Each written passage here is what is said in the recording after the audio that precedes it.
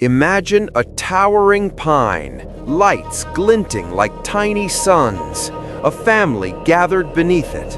But the story of that tree does not begin in a cozy European village.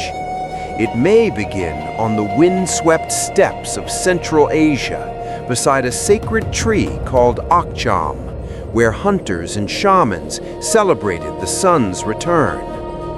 What if the symbol you thought was purely Western actually traveled thousands of miles across empires, faiths, and centuries? Today, we follow a living thread from ancient Turkic rites to the modern holiday tree. The decorated evergreen is a global icon. It lights living rooms, crowns town squares, and anchors our holiday rituals. Most of us call it the Christmas tree, but that name hides a far older, more tangled history. In this episode, we trace a surprising path, a pre-Islamic Turkic festival named Nardugan, a sacred white pine called Akçam, and a set of practices that echo all the way to our modern celebrations. We do not rewrite the history, we widen it. Buckle up. On the longest night of the year, ancient Turkic peoples marked a turning point. They called this night Nardugan, literally the birth of the sun. For them, the cosmos was not abstract. It was a battlefield where light fought darkness, and when the sun began its slow climb back, that was cause for ceremony. At the center of those ceremonies stood Akçam, the white pine, also known as the Hayat Ağacı, the tree of life. This tree was more than decoration. It was a cosmic axis, a living column that linked Earth to the sky god Ulgen, believed to dwell at its crown. During Nardugan, families brought a sacred Akçam inside. They tied colorful rags and ribbons to its branches, each strand a wish or prayer. Gifts were placed at its roots as offerings of gratitude to Ulgen for the year that had passed. Meals were shared, elders honored, and people dressed in their finest. The belief was simple and profound. Celebrate together, and you lengthen your life and invite good fortune. Pause and picture this. A house filled with laughter, a decorated pine, sacred ribbons fluttering. Sound familiar? Now imagine those same symbols appearing thousands of miles and centuries later.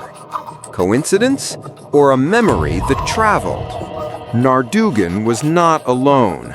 Across Eurasia, people marked the sun's slow return with rituals that brought green, living branches indoors. The Romans celebrated Saturnalia in mid-December, decorating homes with evergreen boughs.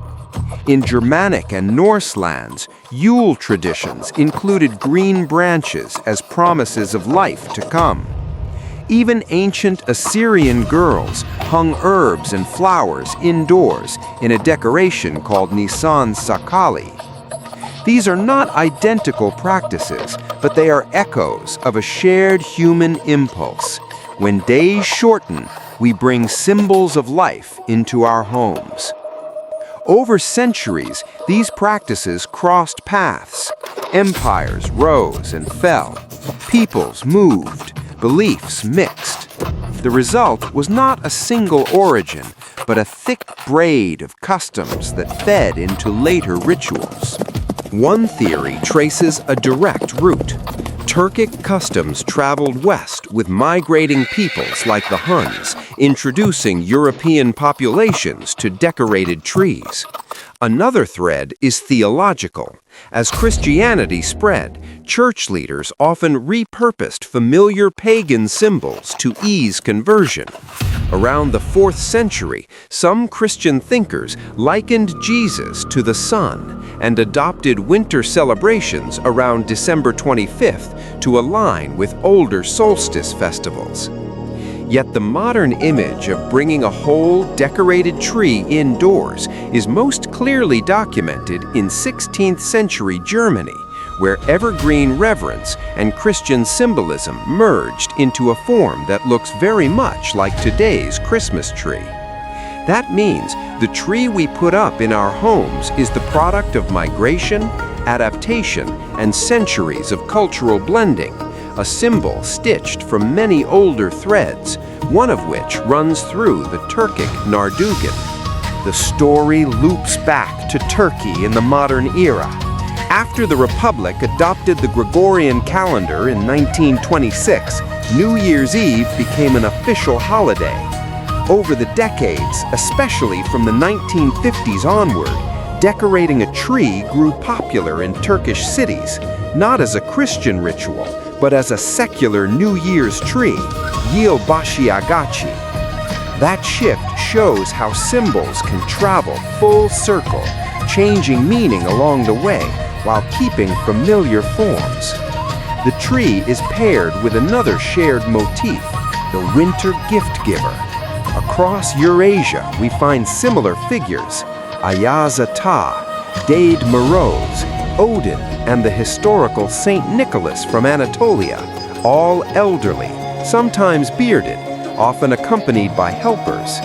These figures show how ideas travel and transform, adapting to local belief systems while preserving a common heart, generosity in the cold season. So, did the Turks invent the Christmas tree? The answer is not a simple yes or no. The Turkic Nardigan festival included a powerful tree-centered ritual that predates many Christian adaptations. That makes the Turks a key strand in the tree's long ancestry. But that strand is woven with many others: Roman, Germanic, Assyrian, and more. The modern holiday tree is, therefore, a syncretic symbol, a testament to cultural exchange, migration, and our shared human desire to coax light out of darkness. Next time you stand beneath a glowing tree, remember this: you are looking at a living map, rings of history stitched with ritual and travel, reaching from the winter solstice fires of the steppes to your living room. The tree is not just decoration, it is a story that kept walking.